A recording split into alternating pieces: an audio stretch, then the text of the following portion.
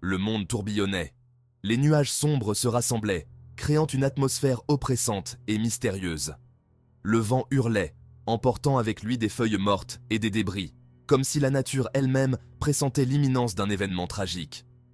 Jun-hyuk secoua la tête, essayant de dissiper le vertige. Il se sentait désorienté, comme si le sol sous ses pieds avait perdu sa stabilité. La fatigue de son poste de nuit à l'usine n'aidait pas, et il peinait à retrouver ses repères dans l'obscurité environnante. Il rentrait chez lui après un poste de nuit à l'usine lorsque le sol avait tremblé. Les rues étaient désertes, éclairées seulement par les lampadaires vacillants. Chaque pas résonnait dans le silence de la nuit, créant une symphonie inquiétante de solitude et de fatigue. Un craquement assourdissant avait retenti dans la nuit. Le bruit était si fort qu'il semblait déchirer le ciel lui-même. Jun-hyuk s'était figé, son cœur battant la chamade, essayant de comprendre ce qui venait de se passer. Un panache de fumée s'élevait dans le ciel, à une rue de là. La fumée noire et épaisse s'enroulait comme un serpent, obscurcissant les étoiles et ajoutant une touche de désespoir à la scène déjà sombre. Jun-hyuk savait qu'il devait aller voir ce qui se passait. Il avait couru vers le chaos, le cœur battant. Chaque foulée était une lutte contre la peur qui menaçait de le paralyser. Les rues semblaient s'étirer à l'infini, et chaque coin de rue révélait de nouvelles ombres inquiétantes. Arrivé sur les lieux, il avait découvert un spectacle terrifiant. Les lumières clignotantes des voitures de police et des ambulances ajoutaient une touche surréaliste à la scène. Les sirènes hurlaient, créant une cacophonie de sons qui résonnait dans la nuit. Un bus accidenté gisait sur le côté, des étincelles jaillissant de son moteur en ruine. Le véhicule, autrefois symbole de routine quotidienne, était maintenant une carcasse tordue et fumante, témoin silencieux de la violence de l'accident. Des cris déchirèrent la nuit. Les voix des blessés et des témoins se mêlaient, créant une symphonie de désespoir et de panique.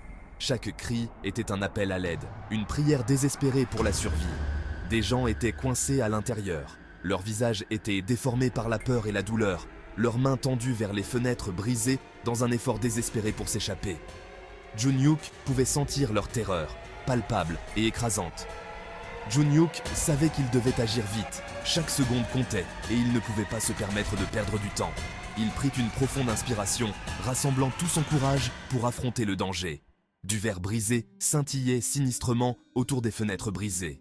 Les éclats reflétaient de la lumière des phares et des lampadaires, créant un spectacle à la fois beau et terrifiant. Chaque morceau de verre était un obstacle supplémentaire à surmonter. Chaque éclat était comme une dent pointue, lui barrant la route vers les victimes à l'intérieur. Il n'hésita pas. Ignorant la douleur et le danger, il se fraya un chemin à travers les débris, déterminé à atteindre ceux qui avaient besoin de lui. Ignorant le danger potentiel, Jun-hyuk commença à se frayer un chemin à travers les débris. Chaque pas était une lutte contre les obstacles, mais il avançait avec une détermination inébranlable. Il savait que chaque seconde comptait. Ses mains brûlaient en frôlant les arêtes vives. Chaque seconde comptait.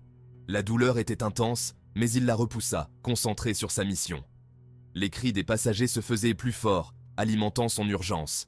Il entendait les cris effrayés des passagers se faire plus forts. Leur voix était un rappel constant de l'urgence de la situation. Chaque cri était une motivation supplémentaire pour continuer, malgré la douleur et la peur. Une vague de culpabilité le submergea.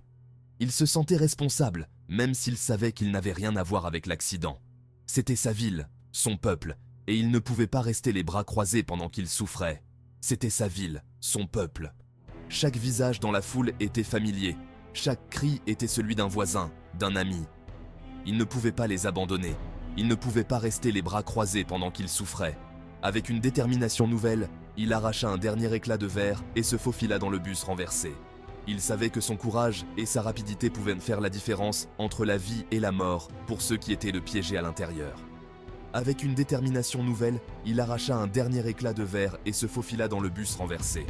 Chaque mouvement était précis et calculé. Chaque action était guidée par un seul objectif, sauver des vies. Jun-hyuk savait que le temps était compté, mais il était prêt à tout pour aider ceux qui en avaient besoin. L'air à l'intérieur du bus était saturé d'une odeur d'essence et de peur. Les passagers, pris au piège dans ce cauchemar, sentaient à l'angoisse monter à chaque seconde qui passait. La fumée épaisse rendait la respiration difficile et l'atmosphère était lourde de désespoir. Jun-hyuk toussa, les yeux piquants. Il essayait de voir à travers la fumée, mais ses efforts semblaient vains. Chaque inspiration était une lutte, chaque mouvement une épreuve. Il distinguait plusieurs silhouettes blotties dans l'obscurité, le visage pâle de terreur. Les gens se tenaient les uns aux autres, cherchant du réconfort dans la proximité, mais la peur était palpable. « N'ayez crainte !» cria-t-il, la voix ferme malgré sa propre peur. « Les secours arrivent !» Jun-hyuk savait qu'il devait rester fort pour les autres, même si lui-même était terrifié. Soudain, une voix bourrue couvrit le chaos. Cette voix, pleine d'autorité, semblait percer le brouillard de panique qui enveloppait le bus. « Toi, là, écarte-toi !» La voix appartenait à un homme qui ne laissait aucun doute sur sa détermination. Il se frayait un chemin avec une force inébranlable. Une silhouette imposante se faufila par la fenêtre brisée. L'homme semblait taillé dans le roc, chaque mouvement calculé et précis. L'homme, Chulo Park, avait une apparence rude, le visage marqué par les épreuves de la vie. Ses traits étaient durs, mais il y avait une force tranquille en lui. Mais ses yeux brillaient d'une détermination d'acier. Chulo avait vu des situations difficiles auparavant, et il savait qu'il devait agir rapidement. Chulo ne perdit pas de temps. Il se déplaçait avec une rapidité et une précision qui montraient son expérience. Il rejoignit Jun-hyuk dans l'intérieur exigu et chaotique du bus. Ensemble, ils formèrent une équipe improbable mais efficace. Ensemble, ils commencèrent la tâche ardue de libérer les passagers piégés. Chaque personne sauvée était une victoire, mais il restait encore beaucoup à faire. Ils travaillaient avec une urgence désespérée, leurs mouvements synchronisés malgré leur manque de familiarité. Leur objectif commun les unissait dans cette mission de sauvetage. Un par un, ils guidèrent les passagers terrifiés à travers la fenêtre brisée et dans l'air nocturne. Chaque personne qui atteignait la sécurité était un soulagement, mais le danger persistait. Chaque sauvetage réussi alimentait leur détermination. Ils savaient que chaque seconde comptait et qu'ils devaient continuer à avancer. Pourtant, le danger était loin d'être écarté. La situation restait précaire et ils devaient rester vigilants. Leurs efforts héroïques étaient loin d'être terminés, mais ils étaient déterminés à sauver chaque vie possible. L'odeur d'essence s'intensifia. Le cœur de Jun-hyuk battait à tout rompre. La fuite de carburant était une bombe à retardement. « Il faut faire vite !» hurla-t-il à Chulo, la voix serrée par l'urgence. Chulo hocha la tête d'un air grave, le visage éclairé par les flammes vacillantes à l'arrière du bus. Ils atteignirent les derniers passagers. Une jeune mère serrait son enfant contre elle, les yeux écarquillés de terreur. Jun-hyuk les sépara doucement, assurant à la mère qu'ils les mettraient tous les deux en sécurité. Il passa l'enfant à Chulo par la fenêtre, qui l'emmena en sécurité. Alors qu'il se retournait pour aider la mère, un sifflement strident emplit l'air. Les flammes à l'arrière du bus s'embrasèrent, devenant plus grandes et plus menaçantes. La panique gagna les passagers restants. Jun-hyuk savait qu'il n'avait plus de temps.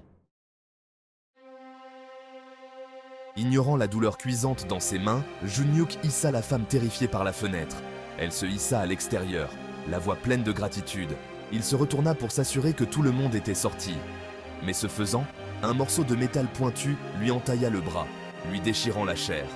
Il grimaça, étouffant un cri. Le sang jaillit, tachant sa chemise de pourpre. La chaleur de l'incendie qui prenait de l'ampleur s'intensifiait, lui brûlant la peau. Il devait sortir, maintenant. Mais il y avait encore quelqu'un de coincé sur le siège conducteur. « Pars !» cria Chulo de l'extérieur, sa voix à peine audible au milieu du rugissement des flammes. « Je vais aller le chercher. » Jun-hyuk hésita, partagé entre sa propre sécurité et la vie du conducteur inconscient. L'adrénaline parcourut les veines de Jun-hyuk. Chaque battement de son cœur résonnait comme un tambour, amplifiant sa détermination. Il savait que chaque seconde comptait, que chaque instant pouvait faire la différence entre la vie et la mort. Il ne pouvait pas laisser le conducteur mourir. La scène devant lui était chaotique, mais son esprit était clair. Il se précipita vers le bus en flammes, ses pieds frappant le sol avec une urgence désespérée. Il repoussa la peur et la douleur, se précipitant vers l'avant du bus. Les flammes léchaient les parois métalliques, et la chaleur était presque insupportable. Mais Jun-hyuk ne ralentit pas. Il savait que le temps était compté. Le conducteur était affalé sur le volant, inconscient. Jun-hyuk le reconnut instantanément. C'était Monsieur Lee, un visage familier dans son quartier. Un homme gentil et toujours souriant qui avait souvent offert des pâtisseries à Jun-hyuk quand il était enfant. C'était Monsieur Lee, le vieil homme qui fréquentait souvent la boulangerie où travaillait la mère de Jun-hyuk. Il se souvenait des après-midi passés à la boulangerie, l'odeur du pain frais et des gâteaux remplissant l'air. Monsieur Lee était toujours là, un sourire chaleureux sur le visage. Il tendit la main vers Monsieur Lee, les mains tremblantes. La peur de perdre quelqu'un qu'il connaissait si bien le submergea. Mais il ne pouvait pas se permettre de faiblir maintenant. Il devait sauver Monsieur Lee. La chaleur était insupportable, l'air épais de fumée. Chaque respiration était une lutte, chaque mouvement un effort monumental. Jun-hyuk sentait la sueur couler sur son visage, mais il ne pouvait pas abandonner. Il lutta pour déboucler la ceinture de sécurité du conducteur, sa vision se brouillant. Le temps sembla ralentir. Ses doigts glissaient sur la boucle, mais il persévéra, refusant de laisser la panique prendre le dessus. Chaque seconde s'étirait en une éternité. Finalement, la boucle céda. Un sentiment de soulagement traversa Jun-hyuk, mais il savait que le plus dur restait à faire. Il tira Monsieur Lee du siège du conducteur, ses propres forces l'abandonnant. Chaque muscle de son corps protestait, mais il ne pouvait pas s'arrêter. Il devait sortir Monsieur Lee de là, coûte que coûte. Il savait qu'il ne leur restait que quelques instants.